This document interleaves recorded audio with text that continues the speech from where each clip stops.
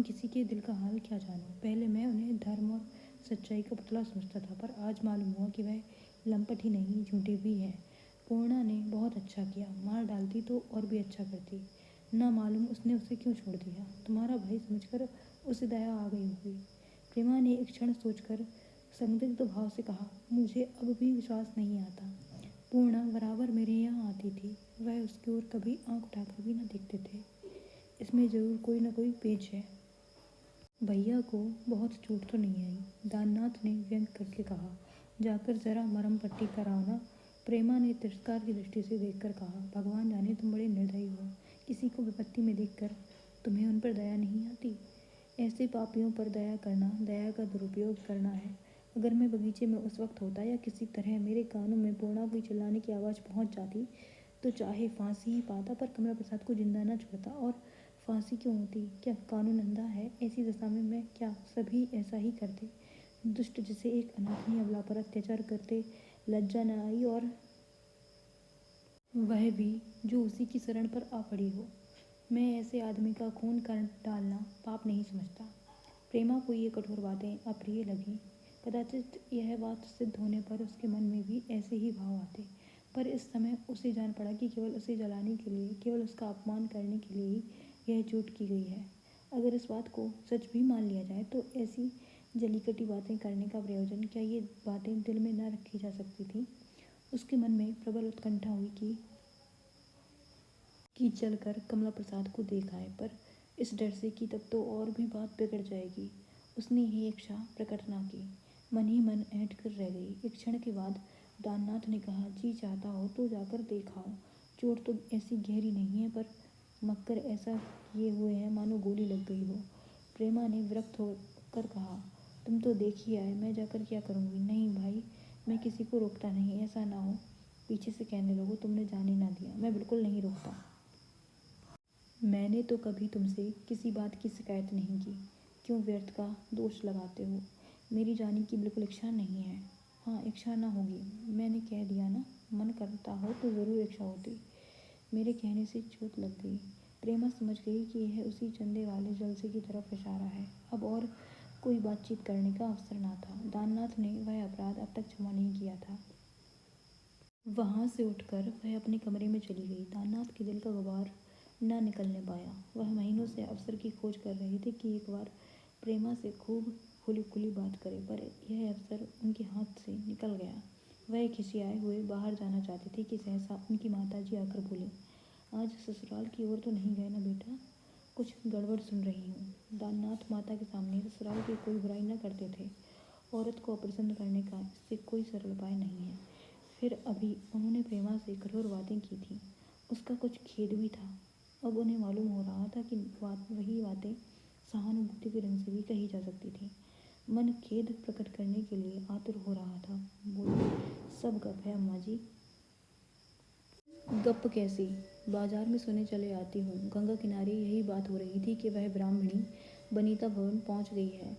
दाननाथ ने आंखें फाड़कर पूछा, बनीता भवन वहाँ कैसे पहुँची? अब यह मैं कैसे जानूँ, मगर वहाँ पहुँच गई इसमें संदेह नहीं। कई आदमी वहाँ पता लगा आए। मैं कमला प्रसाद की गप कैसी? बाजार से सुने चले आती हूँ। गंगा किनारे यही बात हो रही थी कि वह ब्राह्मणी वनीता भवन पहुँच गई है। दाननाथ ने आंखें फाड़कर पूछा, वनीता भवन वह कैसे पहुँची? अब यह मैं क्या जानूँ, मगर वहाँ पहुँच गई इसमें कोई संदेह नहीं। कई आदमी वहाँ पता लगाए हैं।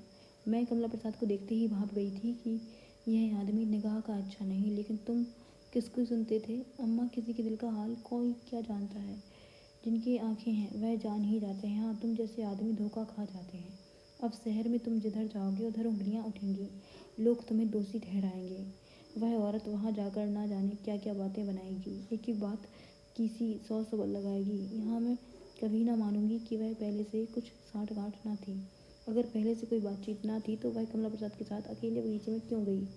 मगर अब वह सारा अपराध कमला प्रसाद के सिर रखकर आप ही निकल जाएगी। मुझे डर है कि कहीं तुम्हें भी न घसीटे।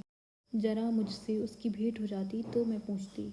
दाननाथ के पेट में चूहे दौड़ने लगे। उनके पेट में कोई बात न पच सकती थी। प्रेमा के कमरे के द्वार पर जाकर बोली, कुछ सुना पूर्णा? वनीता भवन पहुँच गई।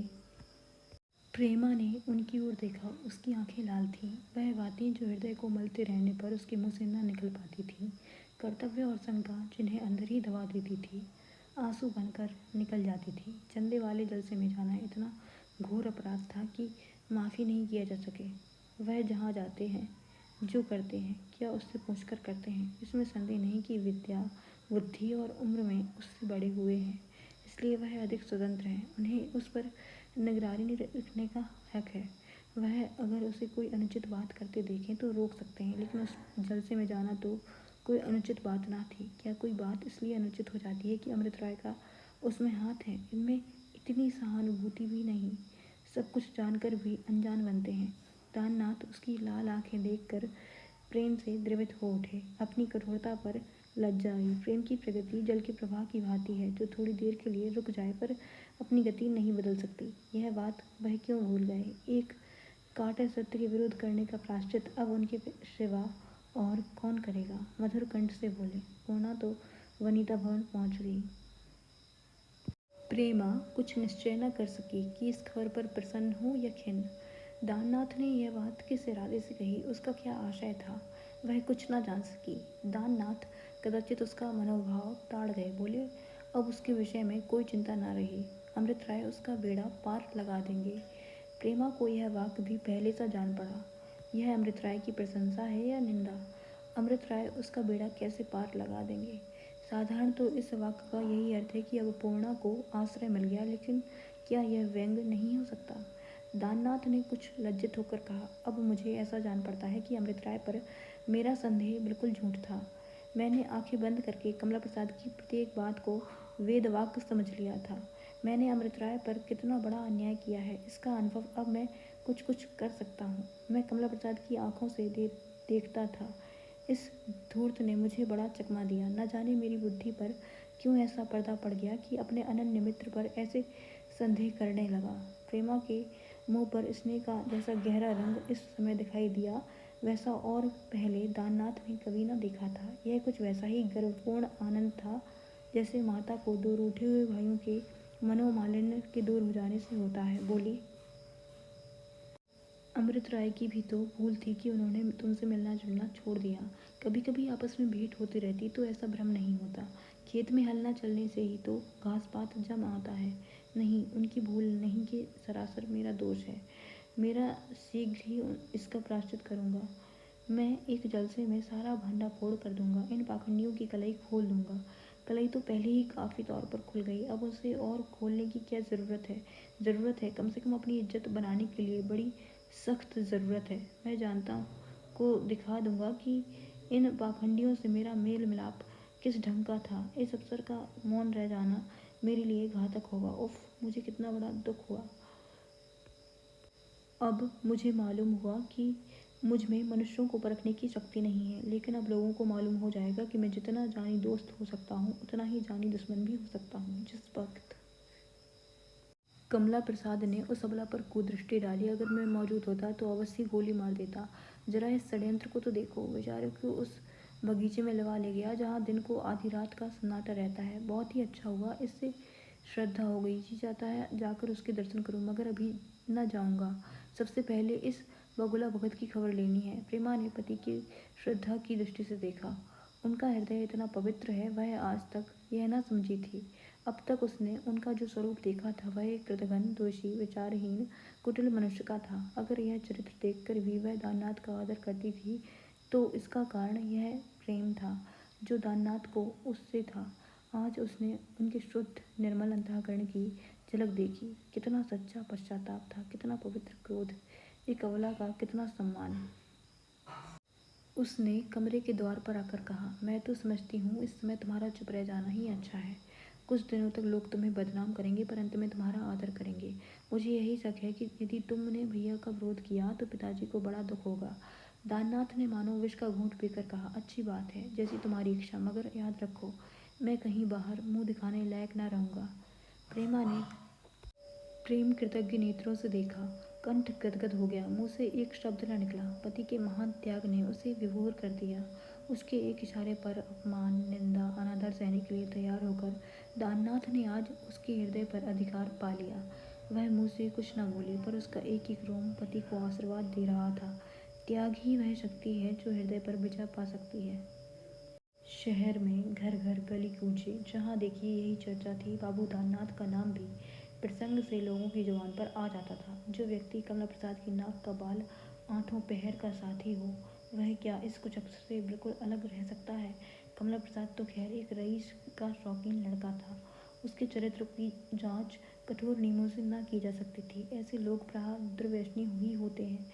यह कोई नई बात न थी। कुछ दिन और पहले यदि कमला प्रसाद के विषय में ऐसी चर्चा उठती तो कोई उस पर ध्यान न देता। ऐसे सैकड़ों कांड नित्य ही होते रहते हैं, कोई परवाह नहीं करता। नेताओं की मंडली में आ जाने के बाद हमारी बाज़ाब्ता जांच होने लगती है।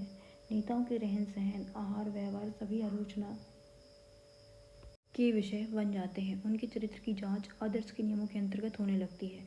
कमला प्रसाद अभी तक नेताओं की उस श्रेणी में न आया था। उसका जो कुछ सम्मान और प्रभाव था, वह दाननाथ जैसे विद्वान, प्रतिभाशाली, सच्चरित्र मनुष्य से मेल जोल के कारण था। वह पौधा न था जो भूमि के जीवन और बल पाता। वह बेल के समान वृक्ष पर चढ़ने वाला जीव था।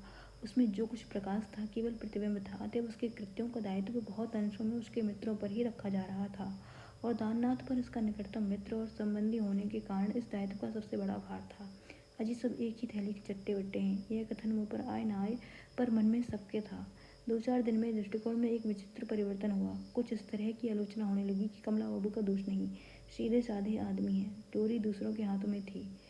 दोषी काड़ में शिकार खेलते हैं। इस गरीब को उल्लू बनाकर खूब मजे उड़ाते थे। फंसते तो गाउदी ही हैं। खिलाड़ी पहले फांद कर पार निकल जाते हैं। सारी कालिमा दानू के मुंह पर पुत गई। दाननाथ का सचमुच ही घर से निकलना मुश्किल हो गया।